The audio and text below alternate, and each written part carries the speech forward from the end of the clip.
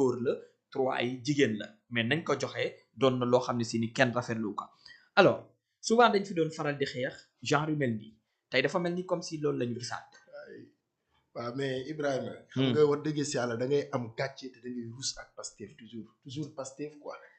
pourquoi Pastef coalition Diomaye laa wax. waaw non de président de la république bi. coalition beeg yëpp indi bee leen tey.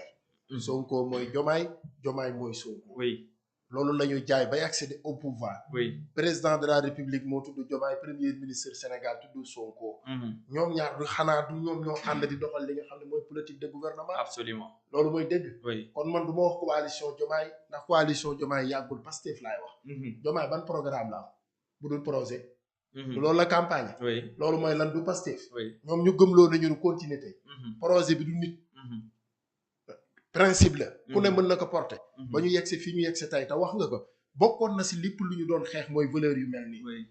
lu ñu doon xeex la ñoom di ko ñaawlu. te du tey la date. yaa ngi rappelé wu mois de Ramadan bii passé. Baara Ndiaye évoqué woon na fa lu mel noonu. ak Guy Marius Sagna. maanaam sax ba Guy Marius Sagna moo ko fay question suukaru koor yi. yooyu cooloolu jiboon na fi. tey ñu tolluwaat si aji màkk ñu ne jël nañ ay fukki bee màkk di ko maye si ab coalition. xam nga lii moo doon am démb. ñoom ñu doon ko ñaawlu. moo tax man damay wax chaque jour Pastef ñoom bu ñu ay nit yoo xamante ne nit yu baax lañ.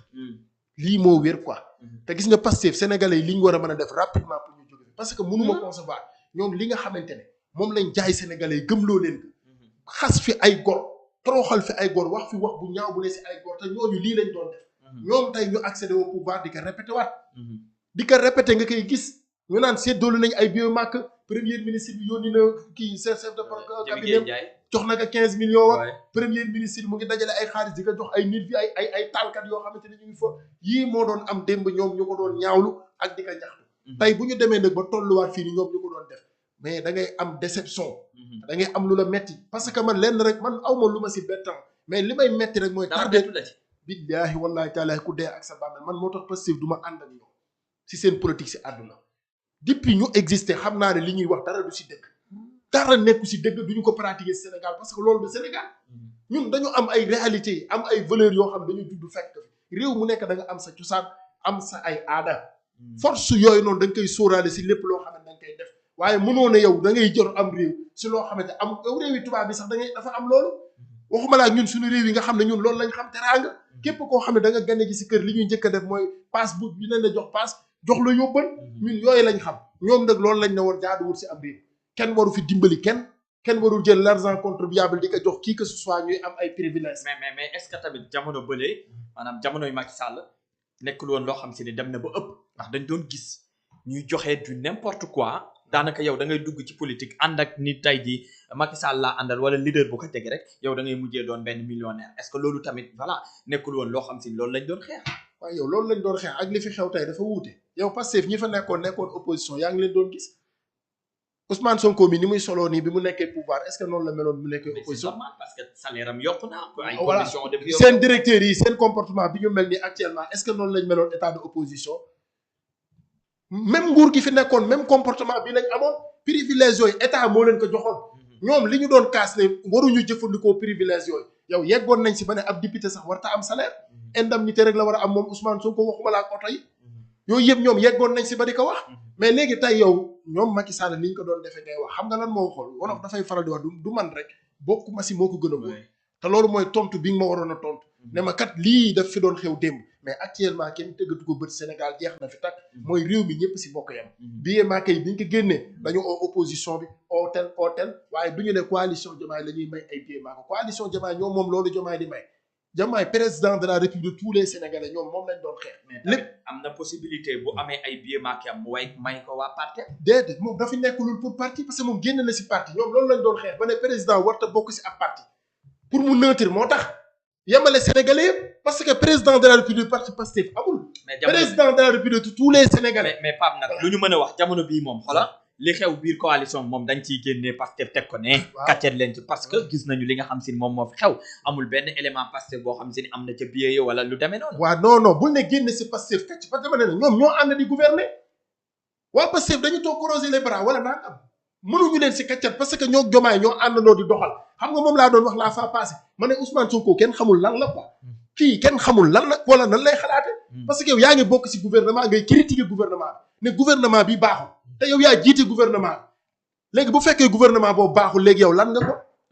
loolu nga may jéem a expliquer bul ne coalition Diomaye ci doxalinu réew mi ñoom ñoo ci bokk yam mais ci côté politique nag am nañu ak wuute ndax ku ne da nga am sa candidat ñii bëgg nañ 2029 ñu fal Ousmane Sonko comme waa Pastef te yàlla nañu ci yàlla musal ñii bëgg nañ bu 2029 tamit ñu fal tamit Diomaye te yàlla nañu ci yàlla musal parce que ñoom ñaar amuñu benn différence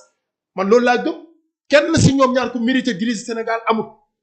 ñoom ñëpp dañu fa war a jógee rapidement parce que kaankaan ñu ngi fiy gën a nekk dañuy gën a tardel Sénégal kon bul ne ma ñoom ñaar Pastef amuñu ci wala nangam amuñu ci existé wul ñoom ñoo bokk gouvernement bi doxal barki démb gis nga premier ministre génn benn enveloppe yaa ngi koy gis tamit ñoom seeni nit privilège yi ñuy am barki démb Ndiaye si Coupe d'Afrique bi gis nga ay nit yoo xam ne ñu ngi ba Canada et cetera ñoom ñoo leen daggal ay billets pour ñu ñëw foofu ndax ñooñu si ñoom lañ bokk